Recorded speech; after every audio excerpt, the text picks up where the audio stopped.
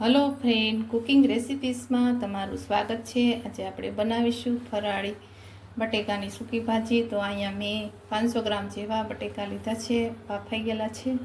સીંગ લીધી છે 1.5 કપ જેટલી, ધાણા, લીલા મરચાં 2, એક મોટું ટમેટું અને મીઠી લીમડીના પાન। તો આપણે હવે બનાવવાનું ચાલુ કરીશું। હવે આપણે છે સીંગના દાણા શેકી લઈશું ધીમા તાપે।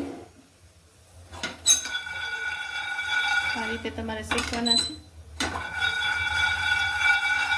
તો જોઈ શકો છો આપણા સિંગના દાણા શેકાવા લાગ્યા છે। ગેસની ફ્લેમ છે એ મીડિયમ રાખવાની છે, સિંગ બળી ન જાય તેનું ધ્યાન રાખવાનું છે।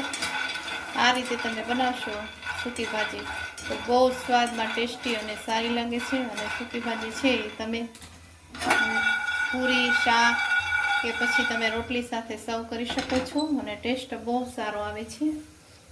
તો આપણે સિંગના દાણા શેકાઈ ગયા છે અધકચરા, બહુ નથી શેકાવા દેવાના।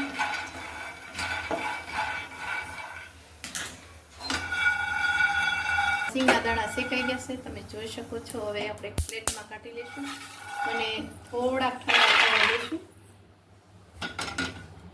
આ રીતે પોતરા નીકળે ત્યાં સુધી આપણે સિંગના દાણા શેકાવા દેવાના છે અને હવે થોડીક વાર ઠંડા થવા દઈશું।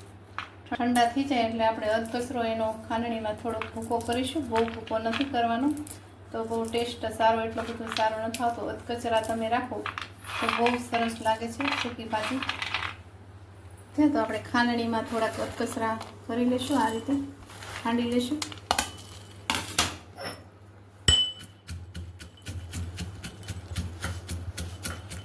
તો બહુ ટેસ્ટ સારો આવે છે। સિંગનો ભૂકો તમે નાખો તો સૂકી ભાજીમાં તમે સાદી પણ બનાવી શકો, પણ આવી રીતે ફરાળી તમે સૂકી ભાજી બનાવશો તો હવે આપણો સિંગનો ભૂકો કચરો થઈ ગયો છે। તો હવે એક પેનમાં આપણે તેલ ગરમ કરવા મૂકીશું। 2 પાવડા જેટલું તેલ નાખ્યું છે આપણે। તેલ ગરમ થાય ત્યાં સુધી આપણે બટેકાના આ રીતે ટુકડા કરી લઈશું।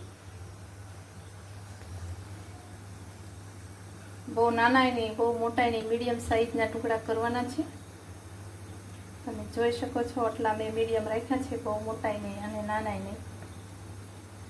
અને સૂકી ભાજી આપણે પૂરી છે, રોટલી, તેની સાથે તમે ખાઓ તો બહુ સારો ટેસ્ટ આવે છે।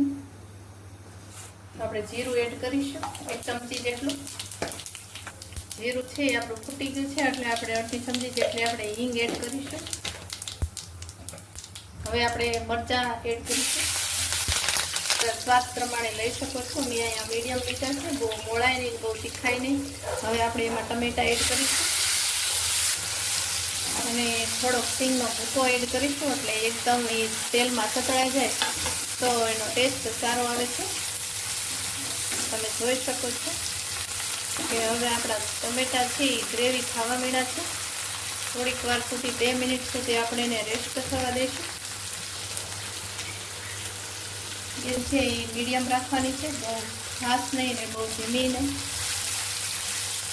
હવે હું લીમડીના પત્તા એડ કરીશ, કેમ કે લીમડીના પત્તા તમે વઘારમાં નાખો તો એકદમ સુકાઈ જાય એવા થઈ જાય છે, એટલે એકદમ સ્વાદ ટેસ્ટ સારો આવે એટલે મેં ઉપરથી નાખ્યા છે। અને પાંદડા છે એ એકદમ લીલા રહે છે। તેમાં બફામાં આપણે મીઠું તો નાખ્યું છે, પણ મસાલાનું મીઠું આપણે ઉપરથી થોડુંક એડ કરીશું। હવે થોડીક વાર 2 મિનિટ હવે આપણી સિંગ છે એ સતળાઈ ગઈ છે ટમેટા, અને હવે આપણે સૂકી ભાજી એડ કરીશું બટેકા। હવે ઉપરથી આપણે એના મસાલા કરીશું। મેં અહીંયા લાલ મરચું લીધું છે, તમે લીલા મરચાંની પણ બનાવી શકો છો। 1/2 ચમચી જેટલી આપણે હિંગ, રાઈ, લાલ મરચું પાવડર આ બધું એડ કર્યું છે। હવે તમે એકદમ મિક્સ બરાબર કરી લો।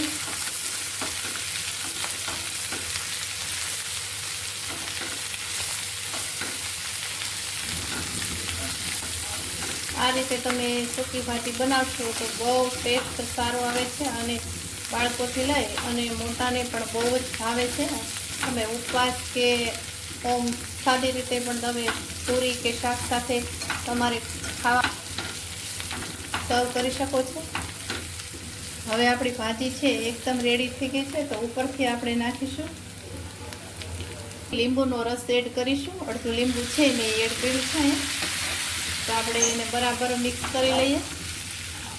તો લીંબુથી બહુ સૂકી ભાજીમાં બહુ સારો ટેસ્ટ આવે છે. તમે જોઈ શકો છો આપણી સૂકી ભાજી કેટલી સરસ બની ગઈ છે. મોઢામાં જોતા જ આપણે પાણી આવી જાય છે.